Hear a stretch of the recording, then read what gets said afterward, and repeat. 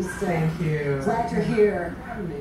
Is that what we should call you, Feminista Jones? That's fine. Feminist fine. Feminist is fine. Yeah. Is there a reason for that? Well, I try to keep things separate from my personal life, and I love the pseudonym. And it's kind of a throwback to Cleopatra Jones from the 1970s. She was 6'2" tall, Tamara Dobson. She was like really strong and wonderful. So it's kind of like paying homage to that. Yeah. Okay. Are there any qualifications? Because we were talking earlier about whether or not we identify with being a feminist. Do you think there are any qualifications to being a feminist? I think as long as you believe in the equality between sexes, whether it's political, social, or economic, then you can call yourself a feminist, because that is really what the basis of feminism. It's believing that women and men are equal to each other and have the equal rights for everything.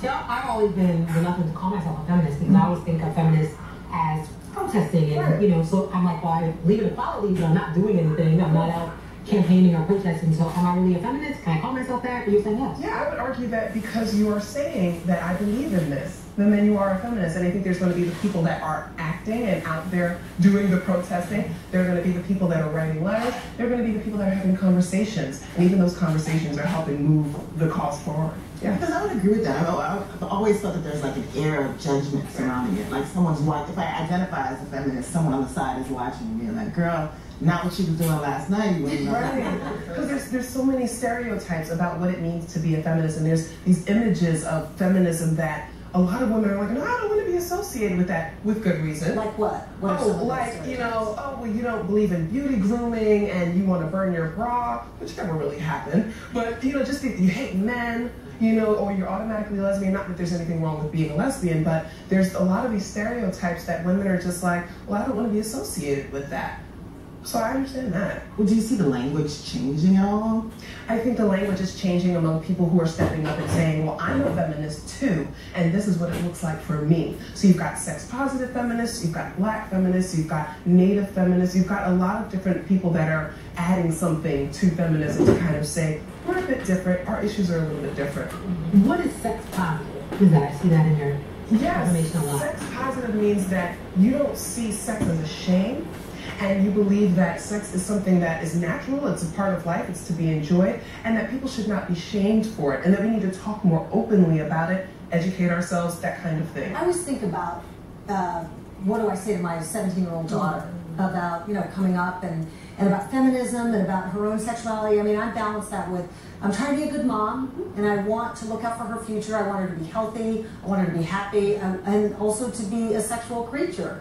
But that's hard for me to say as a mom. I'm like talking about my daughter. Right. But I mean, the first thing she's going to learn about who she is as a woman is going to be from you, her mom. So you're setting an example, but even in your conversations, like everything you just said right now, you want her to be happy and healthy. And I think that feminism really supports women's rights to be able to make those choices where they can be happy and healthy. So I think that's why those discussions are important. You know what I mean? One of the popular tags on your site is expand your freak.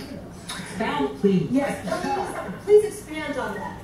So I have some posts that I tag with Expand Your Freak, and it's really kind of guidelines on how you can improve your own sex life. And I have like guidelines on just, these are the things that you can do, and starting with inside, because we have to let go of these fears of trying new things. And so a lot of my writing is around be yourself, be honest with yourself about what you want, and when you get to that point, here's some things you can try. What percentage of your readers are men? Do you know? Oh gosh, a lot.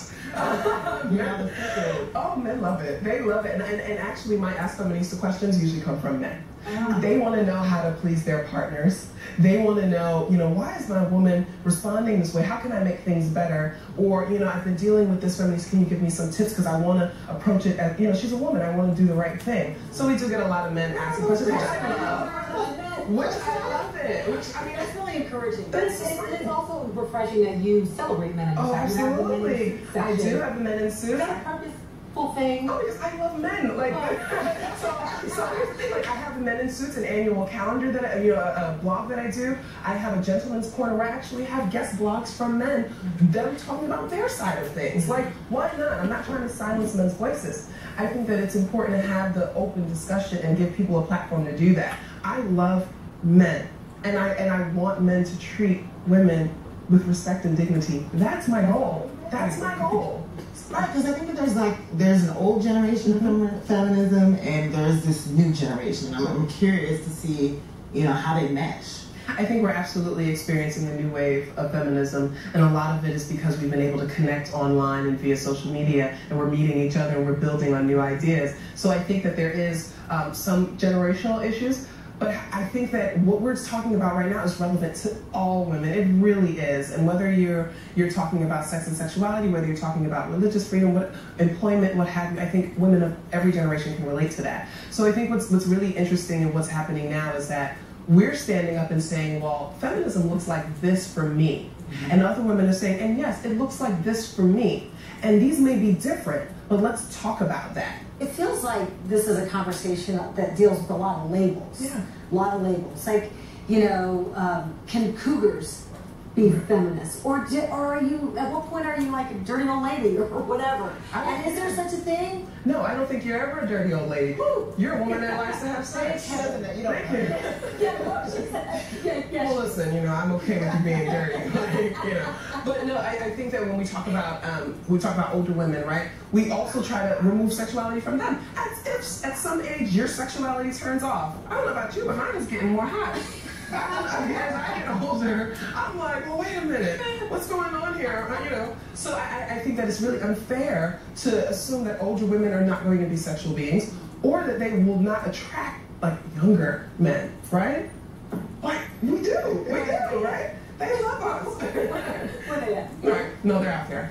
Trust me. I think that you're right. There's a lot of labeling that goes on, and I think all that does is box us in, and it kind of confines us. And I'm all about freedom and liberty, and let's be ourselves. All right. Feminista Jones, this has been an amazing and enlightening conversation. Thank you guys so much for having me. I really appreciate it. Yeah, we're going to put you on speed dial. I welcome that. Thank you guys. Thank you so much. Like us on Facebook at Exhale TV.